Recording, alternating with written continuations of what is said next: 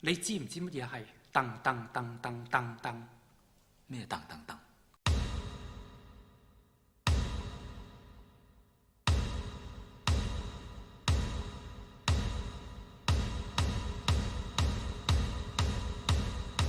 ？Are all these movies familiar to you? Jet Li, Jackie Chan, Bruce Lee, as well as Siyi dialect. All these movies are very familiar while we are growing up. And do you know the language that they are speaking in the movie is Cantonese? Hi, my name is Evan and welcome to Fearless Passport. Let us dive into the history of Cantonese and understand more about their culture today. Before this video, I would appreciate any thumbs up, like, and also subscribe to my channel so that YouTube algorithm will push this video further and benefit more people who want to understand about the Chinese diaspora history. The Cantonese is originated at the fall of Tang Dynasty, where the Han Chinese traveled southwards after the Huang Cao Rebellion, Huang Cao 之乱, and 5 dynasties war, 五代战乱. The Han Chinese men who came from the north married to the native Thai women from the area of Guangzhou. Hence, the language they spoke gradually developed to Proto-Cantonese. Since the language can be traced from the Tang and also the Song dynasties, therefore, Cantonese was based on the Middle Chinese, which is a newer language compared to Hokkien and Teochew that came from the Old Chinese. In the old times, there wasn't any standardizations of lingua franca. The name Cantonese is the English words for the 5 Yue varieties from Guangzhou, Canton, and they are Yuehai, covering the Pearl River Delta, which is the prestige variety of Yue that is commonly spoken by Hong Kong and Macau. Siyi, Seiyap, Gaolei, Qinlian, and Guinan. During the Southern Song Nan Song period, Guangzhou became the cultural center of the regions. The Pearl River Delta, Jisamgok, became the largest port in China, with a prominent maritime trade network stretched as far as Arabia. Therefore, the first Yue variety, Yuehai or kungfu, emerged as a lingua franca, and its usage spread around of most of what is now Guangdong and Guangxi province. And the word Cantonese literally means the people living in Canton City, where Canton is the former English name of Guangdong, capital of Guangzhou, which was the home of the purest form of Cantonese. And in 1842, after Hong Kong was ceded to Britain, there was an influx of Guangzhou ancestors to Hong Kong, bringing Cantonese to the predominant Chinese language in the territories. On the mainland, although the standard Mandarin Putonghua has been heavily promoted as the medium of instructions, Cantonese continued to serve as the common tongue in both Guangdong and Guangxi provinces. In Hong Kong and Macau, Cantonese is known as Guangdonghua, while in mainland China, Cantonese is known as Baihua, Bahua, or it is formally referred as Yutyu, Yueyu.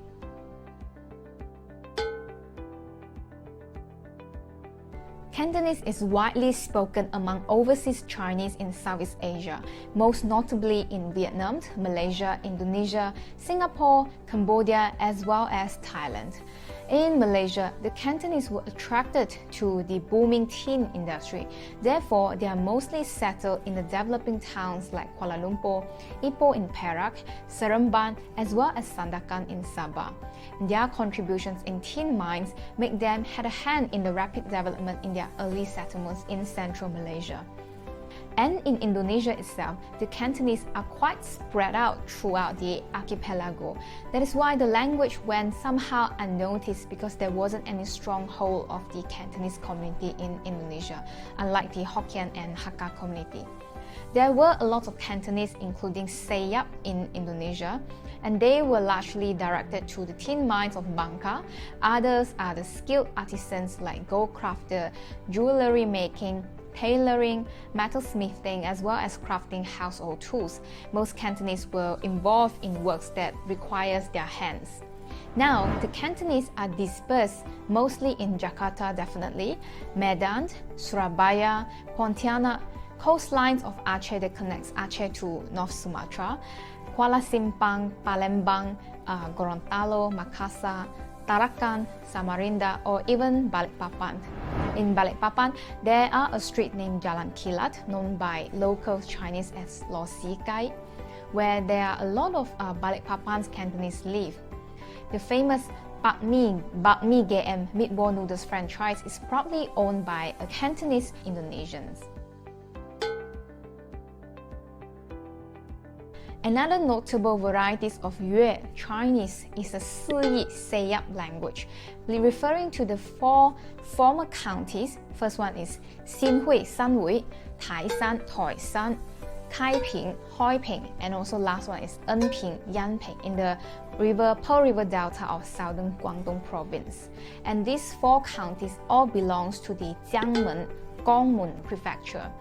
Later on, Hesan, Hokkien also joined the counties and formed Wuyi, Yap.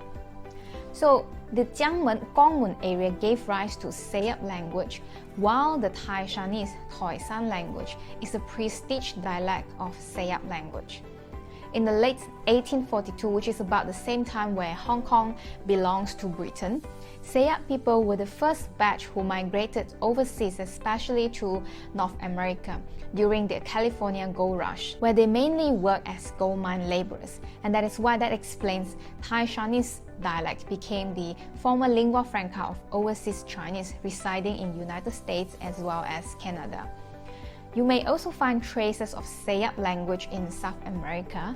There were batches of Chinese coolies sent from the port of Macau in 1842 to Latin America, mainly in Peru to work in agriculture, railways, as well as collect bird excretions known as guano to help in fertilizer. And now in modern days, most of the Chinese restaurants in Peru, they serve Cantonese food, while in Argentina, it is common to see Cantonese or Seiyap descendants open up mini markets or Asian markets across the country.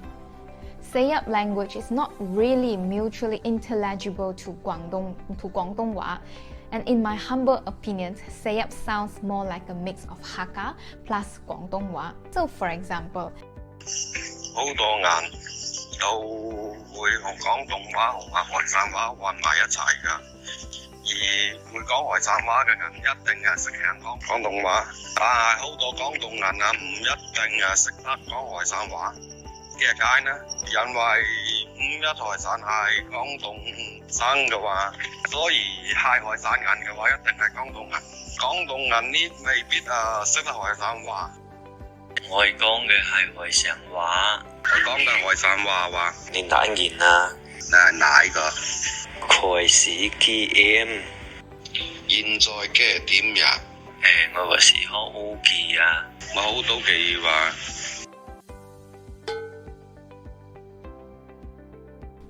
Cantonese is mainly an oral language, while the standard written language in Hong Kong, Macau, or Guangdong Guangxi province is essentially using the standard Chinese. The only differences is that Hong Kong using traditional characters, whereas the mainland China uses simplified characters, just like how I explained in my previous video over here. However, the Cantonese also informally include extra characters and characters with different meanings to correspond with their spoken Cantonese. And these are the common Cantonese characters that are widely used in the daily conversation.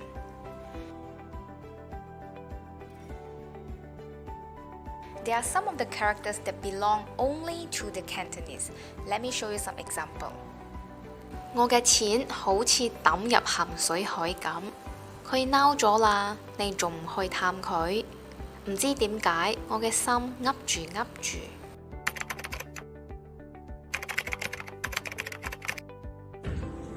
各個國家有各個國家嘅國歌，入實驗室撳緊急掣。Very easy。郵差叔叔送信。